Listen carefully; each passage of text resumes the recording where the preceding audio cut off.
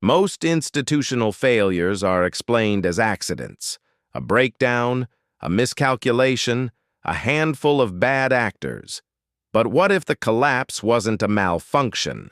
What if the scandal wasn't a deviation from the system, but the system operating exactly as designed? Tonight, we examine a harder thesis, that many institutional failures are not signs of weakness, but evidence of structural coherence. When something fails at scale, we search for the mistake. A financial crisis becomes a story about greed. A military failure becomes a story about bad intelligence. A public health disaster becomes a story about delayed response. Mistakes are comforting. They imply correction is simple. Replace leadership. Adjust policy. Add oversight. But institutions are not neutral machines that occasionally malfunction. They are incentive systems. They are hierarchies that distribute risk, reward stability, and filter behavior long before a crisis emerges. To understand failure, you have to ask a different question. What was the system rewarding? Inside large organizations, advancement rarely depends on being the most correct. It depends on being the most compatible. Compatible with leadership priorities, compatible with political constraints, compatible with institutional culture. Correctness can be disruptive. Compatibility preserves order. The employee who raises structural risk aggressively introduces friction. The manager who reframes that risk as manageable preserves calm. The executive who maintains external confidence protects the institution's position. Over time, this creates selection pressure. Those who generate instability, even for good reasons, tend to stall. Those who reduce volatility advance. Those who protect reputation become trusted. No conspiracy is required. The filtering is gradual and rational. Eventually, the institution becomes populated by individuals highly skilled at operating within its incentive structure, not necessarily those who challenge it. This produces a predictable bias. Short-term stability is prioritized over long-term resilience. Optics are prioritized over structural repair. Defensibility is prioritized over bold correction. If acting decisively creates immediate political cost, delay becomes rational. If transparency threatens funding or influence, opacity becomes strategic. If admitting uncertainty threatens authority, certainty becomes performance. From inside the system, these choices feel responsible.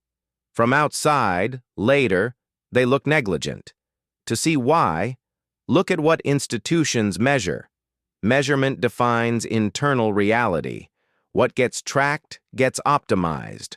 What gets optimized reshapes behavior. And what reshapes behavior eventually reshapes outcomes. But metrics are compressions of complex systems. Corporations track quarterly earnings. Governments track growth statistics. Hospitals track throughput. Agencies track performance targets. Regulators track compliance checklists. These numbers are not lies. They are simplified signals meant to make complexity manageable. Distortion begins when careers, funding, and legitimacy depend on improving the signal rather than strengthening the underlying system. When compensation ties to quarterly results, long-term investment becomes unattractive. Research is cut before dividends are. Maintenance is deferred before bonuses are reduced. Resilience is treated as a cost center. Efficiency becomes the language of virtue.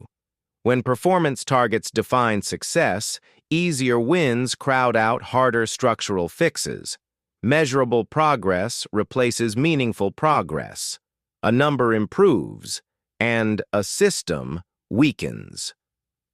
This is why good news can be quietly dangerous inside an institution.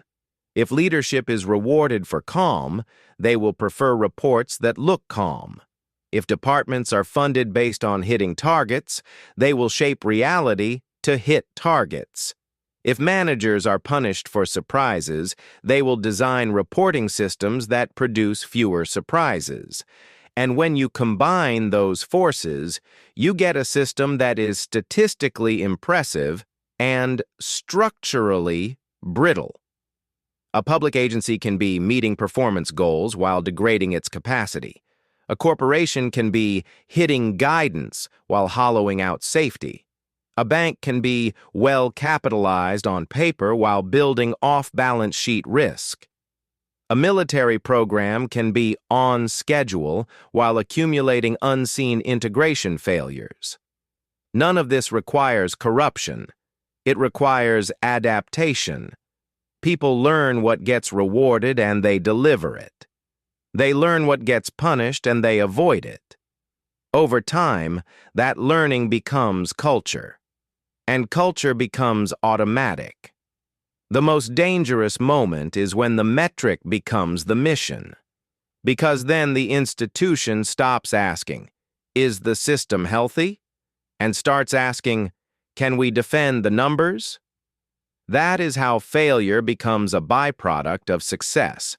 Not success in the public sense, success in the internal sense, the kind that earns promotions, protects reputations, and maintains continuity. The system is not trying to prevent disaster in the abstract. It is trying to survive the next meeting, the next quarter, the next election cycle, the next audit, the next headline. And if a long-term risk does not threaten those immediate survival tests, it becomes negotiable. It becomes something to monitor, something to reassess next quarter, something to elevate through proper channels. And those channels are slow by design. Once the mission becomes defendable performance, fragility builds quietly. Leverage increases because returns look strong. Systems run closer to maximum capacity because efficiency is rewarded. Redundancy is cut because it looks wasteful. Maintenance is postponed because nothing has collapsed yet. Contingency plans are filed away because activating them would signal alarm. Each decision is defensible in isolation. Collectively, they create vulnerability. This is why many institutional failures feel sudden. The public sees the final rupture. They do not see the years of rational micro-decisions that made rupture inevitable. And when the rupture happens, the institution often responds with the language it has practiced: reassurance, process, and control. Because that is what it knows how to do. Another structural driver of failure is information filtration. Institutions do not merely collect information, they process it through layers. An analyst identifies escalating risk. A supervisor moderates language to avoid alarm. A director reframes conclusions for strategic alignment. A senior leader receives a summary emphasizing uncertainty, trade-offs, and communications posture. Each layer is acting rationally. The analyst wants accuracy. The supervisor wants balance. The director wants cohesion. The leader wants manageable options and minimal blowback. But cumulatively, urgency declines. Imminent becomes emerging. High probability becomes moderate confidence. Immediate action becomes continued monitoring. No one intends deception. Each revision lowers volatility, and volatility is costly inside hierarchies. A sharp warning can trigger political backlash. A blunt memo can force leadership into visible action. Visible action can create opponents. Opponents can create investigations. Investigations can end careers. So the institution naturally prefers warnings that keep options open. This dynamic shows up everywhere. Engineers raising safety concerns learn that certainty is punished unless a failure has already occurred. Regulators learn that aggressive enforcement creates enemies. Intelligence analysts learn that inconvenient assessments can be ignored, so they soften language to stay in the room. Public health officials learn that speaking plainly can make them the story. Over time, the system trains its own people to communicate in a way that is survivable, not necessarily in a way that is clarifying. And survivable communication tends to be cautious, hedged, and slow. This is how you get the recurring pattern of "we had reports" followed by "we did not act." The reports existed, but they moved through an architecture designed to reduce disruption. Even when leadership is competent, they are still receiving information that has been shaped by the institution's immune system. Not an immune system against truth, necessarily. An immune system against destabilization. So by the time reality becomes undeniable, the response window has narrowed. And then the institution does what it is structurally built to do. It protects itself first. It manages optics. It manages blame. It manages narrative. It manages liability. It manages continuity. Often in that order. This is why early responses to crises can look like denial, even when insiders insist they were following procedure. They were. Procedure is the system's muscle memory, and muscle memory rarely includes admitting structural vulnerability on day one. No one inside the system believes they are manufacturing failure. They believe they are managing risk. But managing risk inside an institution often means managing perception as much as managing reality.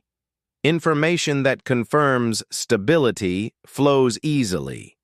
Information that threatens legitimacy encounters friction, not because it is false, but because it is destabilizing. By the time critical signals reach decision-makers, they are diluted enough to justify delay. Later, investigations may conclude that warnings were ignored. Often they were processed through committees, processed through legal review, processed through communication strategy, processed through frameworks designed to avoid overreaction because overreaction has immediate costs and delayed benefits. And this is the design flaw that looks like competence until it becomes catastrophe. If you reward leaders for preventing panic, they will minimize alarm. If you penalize visible disruption, you will get composure. If you promote people who protect reputation, you will get reputation management. If you measure success in short cycles, you will get short-cycle decisions. Composure can look like competence, right up until reality overrides it. And when reality overrides it, collapse looks sudden. But it wasn't sudden. It was cumulative. Failure, then, is not the opposite of institutional logic. It is the culmination of it. The uncomfortable conclusion is not that institutions are malicious. It is that they are coherent. They produce outcomes aligned with their incentives. If incentives discount long-term risk accumulates.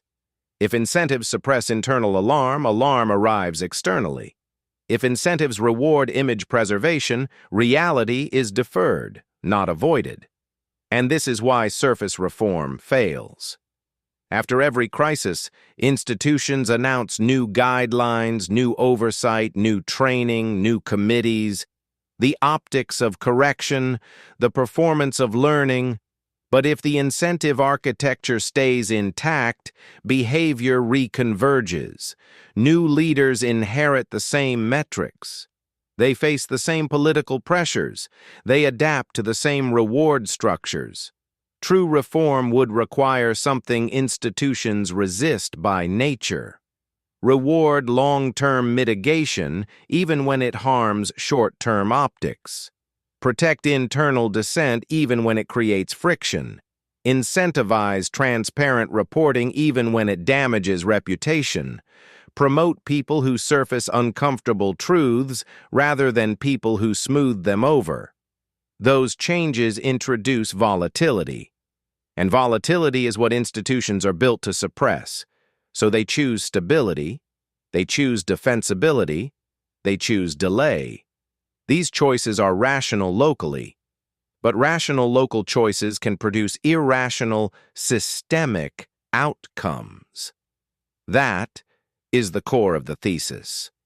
The system works, just not always for the outcome the public assumes it was built to deliver. This was Shadow Archive.